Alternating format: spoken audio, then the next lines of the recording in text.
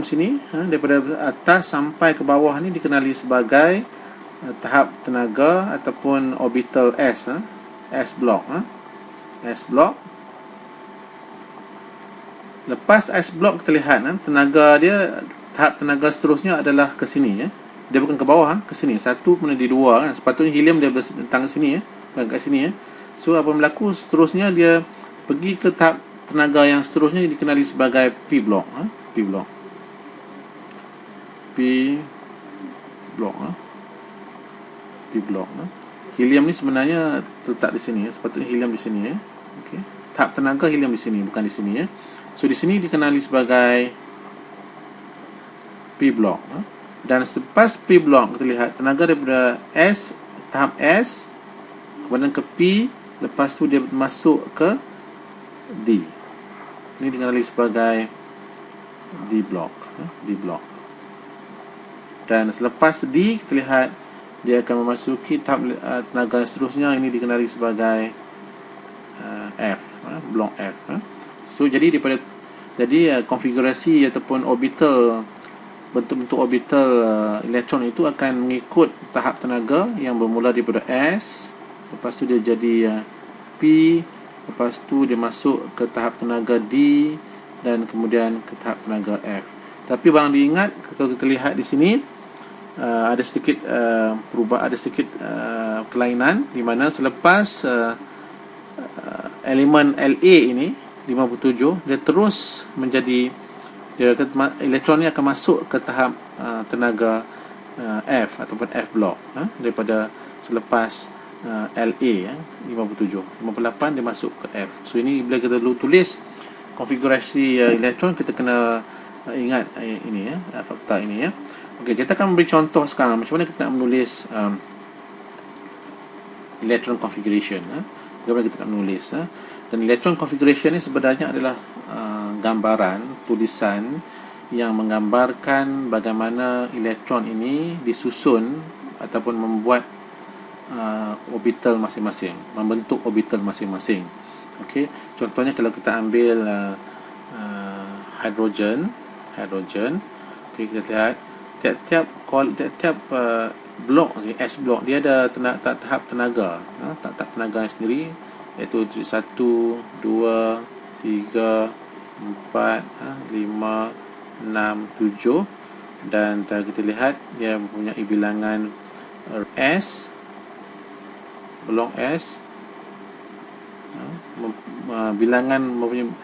bilangan maksimum elektron adalah 2, 1, 2, dan blok P, bilangan maksimum elektron 1, 2, 3, 4, 5, 6, 6 maksimum elektron adalah 6. Maksudnya kalau kita nak tulis electron configuration, kita kena tulis P6, maksimum. Ini maksimum S2, dan D 1, 2, 3, 4, 5, 6, 7, 8, 9, 10. D dia ada maksimum 10 elektron.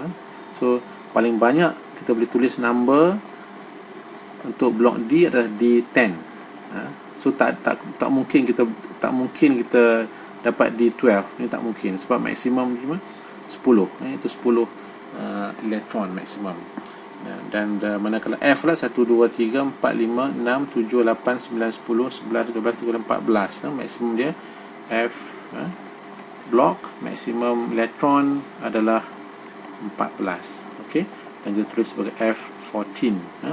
Dan jumlah dan electron configuration yang kita tuliskan tadi hendaklah mempunyai bilangan jumlah yang sama lah. Contohnya kita ambil carbon, okey, carbon 6 proton dan carbon 12.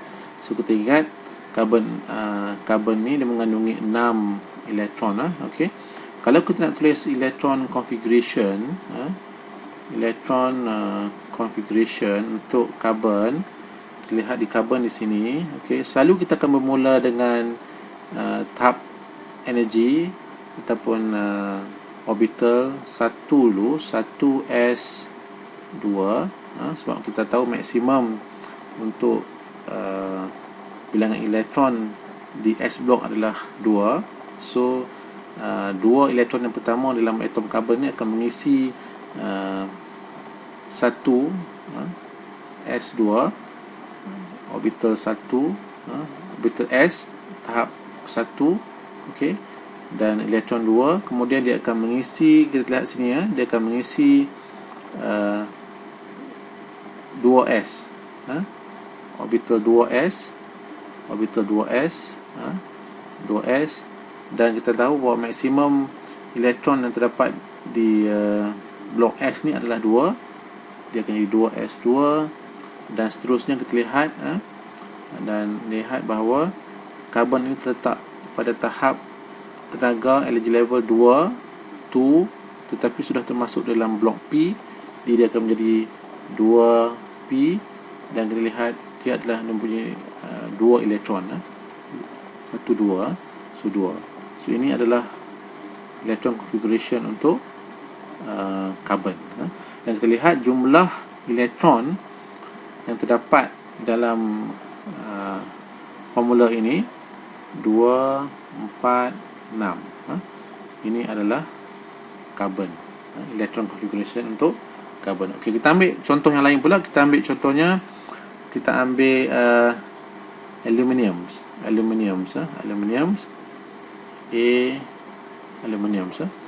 aluminium mengandungi 13 proton, Al proton ada 13.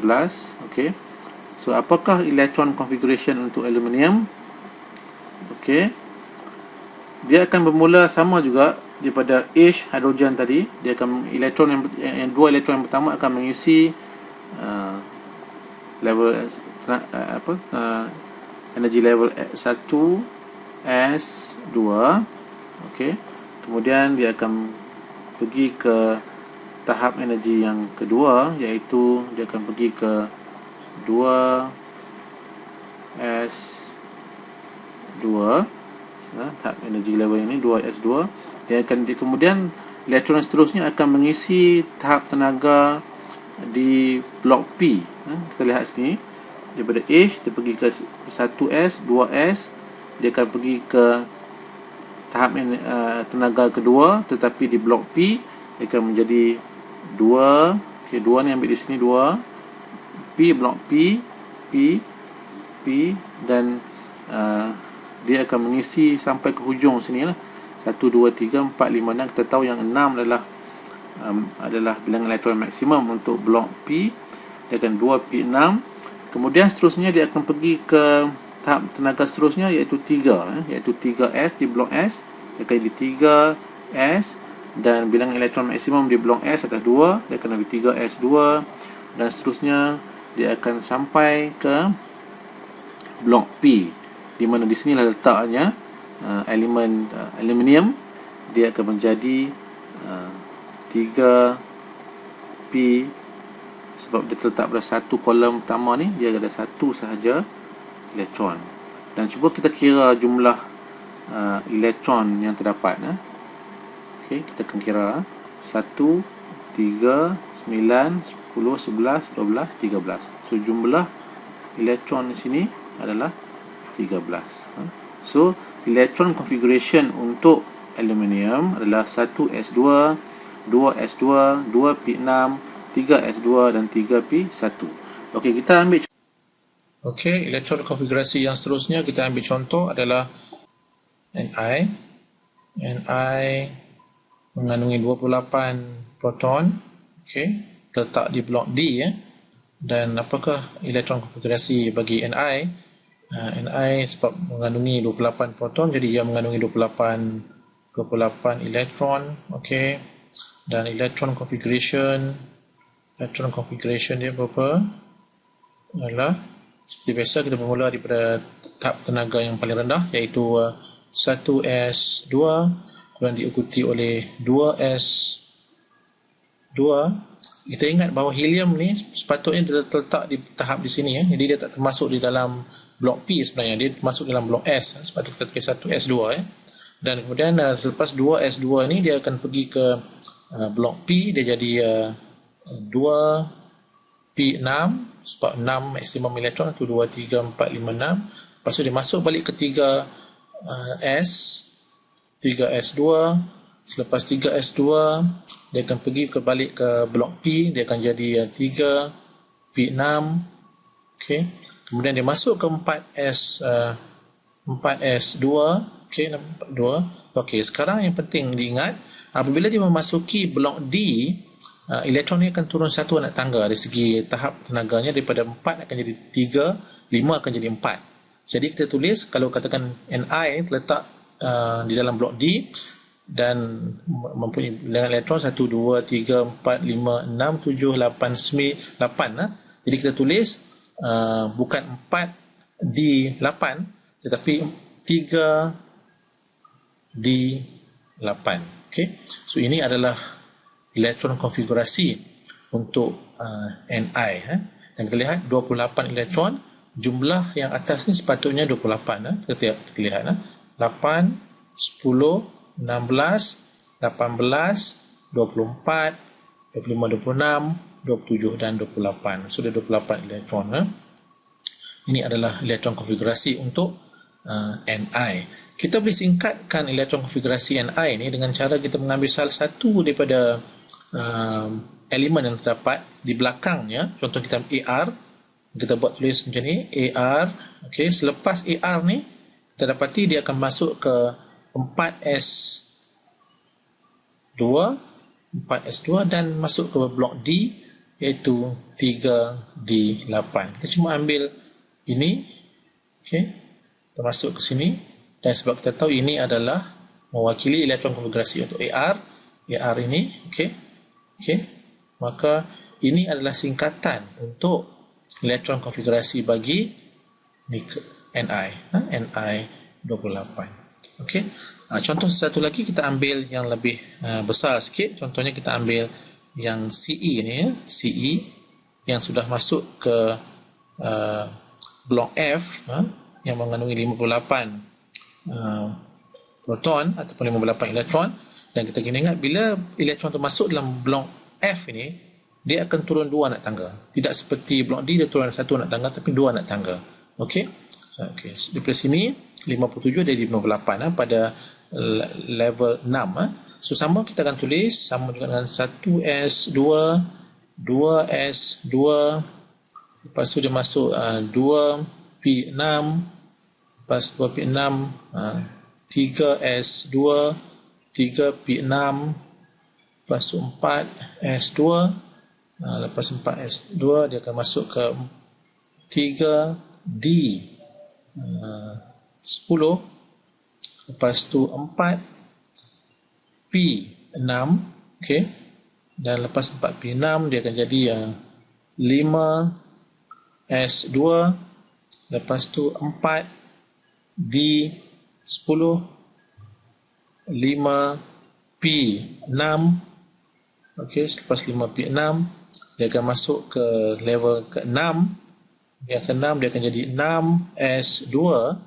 Lepas 6S2 dia akan pergi ke 57, iaitu dia akan jadi 5D1, okey, 5D1. Dia walaupun di tahap ke-6 tapi dia turun 1 nak tangga, jadi 5D1. Tetapi selepas 5D1 dia turun ke blok F, dia akan menjadi 6 tolak 2, 4, 4F1. 4F1 terletak pada satu elektron di orbital yang terakhir sekali. Dan ini adalah elektron konfigurasi untuk CE di sini. Dan kalau kita nak singkatkan, kita boleh ambil contohnya ZE ini sama juga dengan ZE, ujung ni, okey, dicampur dengan 6S2, lepas tu 6S2, 5D1, 4F1. Ini adalah singkatan lain untuk CE dengan bilangan proton 58. Okey. So sekian dahulu. Terima kasih dan jumpa lagi.